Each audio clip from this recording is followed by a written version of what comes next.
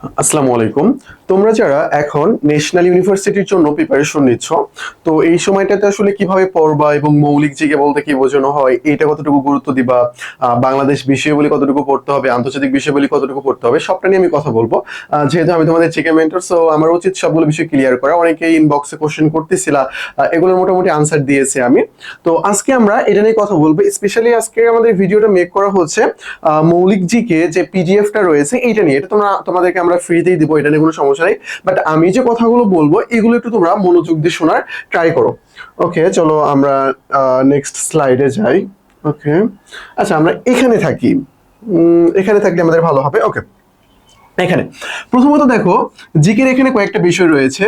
প্রথমত আমরা যেটাকে বলি এটা কি মৌলিক জিকে। মৌলিক জিকে বলতে আমরা অ্যাকচুয়ালি কি বুঝি? মৌলিক জিকে বলতে আমরা অ্যাকচুয়ালি বুঝি যে ইন্টারের যে সাবজেক্টগুলো আমরা পড়ে আসছি এটাকে বোঝানো হচ্ছে মৌলিক জিকে হিসেবে। আশা করি বিষয়টা তোমার ক্লিয়ার, তাই না? ওকে, নেক্সট আমরা দেখি, তারপরে আসতেছে বাংলাদেশ বিষয়াবলী, তারপরে আসতেছে আন্তর্জাতিক বিষয়াবলী, এই কয়েকটা কনসেপ্ট। আর একটা হইল সাম্প্রতিক। আচ্ছা, সাথে মনে রাখো সাম্প্রতিক।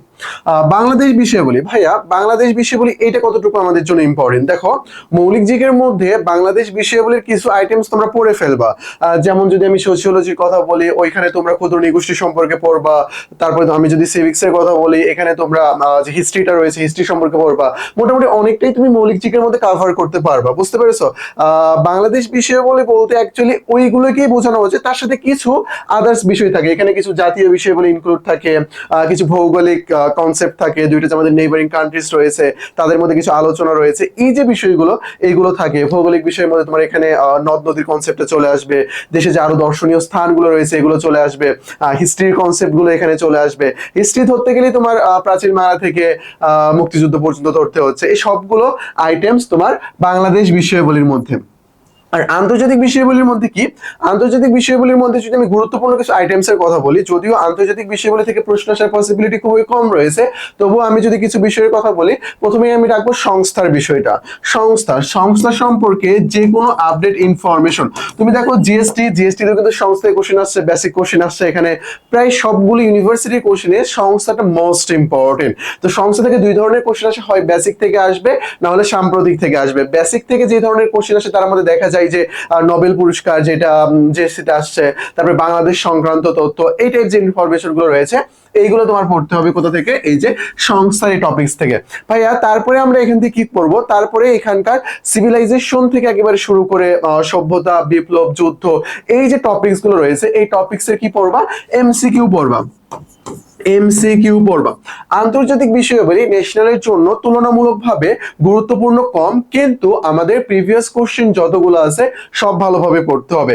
কেননা কোশ্চেন যদি কমন আমরা হুবহু পেতে চাই তাহলে প্রিভিয়াস কোশ্চেন থেকে কিন্তু কমন পাবো। আশা করি আমি বিষয়টা বোঝাতে পেরেছি।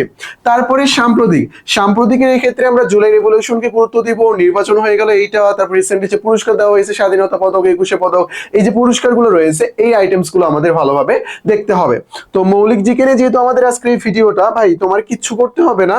এই যে আমাদের এখানে অর্থনীতি, পৌরনীতি, সুশাসন, ইতিহাস, তারপরে তোমার সমাজ বিজ্ঞান, এই যে কনসেপ্ট গুলো আছে না, এই কনসেপ্ট নিয়ে মূলত আমাদের এই পিডিএফটা সাজানো হয়েছে। দেখো এখানকার কিছু সাবজেক্ট রয়েছে যেমন যুক্তিবিদ্যা, তারপরে মনোবিজ্ঞান, এই দুইটা নিয়ে আমি যদি কথা বলি, দেখো এই দুইটা সাবজেক্ট যারা পড়ে আসে নাই তারা নর্মালি ভাই 3-4 দিন পরে এটা কখনোই কমপ্লিট করতে পারবে না। তো ভাই আমি যেটা পারবো সেটা আমি কেন পড়বো না? সেটা আমাকে বুঝাও। তোমরা এই পিডিএফটা আমাদের কাছ থেকে নিতে পারবা, ইজিলি নিতে পারবা। এটা জাস্ট এই যে আমাদের টেলিগ্রাম নাম্বারটা আছে না, এই টেলিগ্রাম নাম্বারে নক দিলেই তোমাদেরকে পিডিএফটা প্রোভাইড করা হবে। এই জন্য আমরা তোমাদেরকে চ্যানেল সাবস্ক্রাইব বা অন্য আদার্স কিছু আমরা নর্মালি যেগুলো বলতাম এগুলো কোনো কিছুই বলতেছি না, কোনো সমস্যা নেই। ওকে, তো তোমরা যারা এবার ফার্স্ট টাইমার, তোমরা যারা ন্যাশনাল পরীক্ষা দিচ্ছ এন্ড ভাবতেছো সেকেন্ড টাইমের জন্য প্রিপারেশন নেবো, তোমরা আমাদের কোর্সটা দেখতে পারো।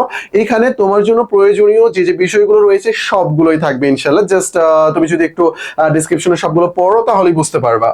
ওকে, তারপরে আমি তোমাদের যদি দেখাই, আমি টেলিগ্রাম নাম্বার এটা যাই একটু।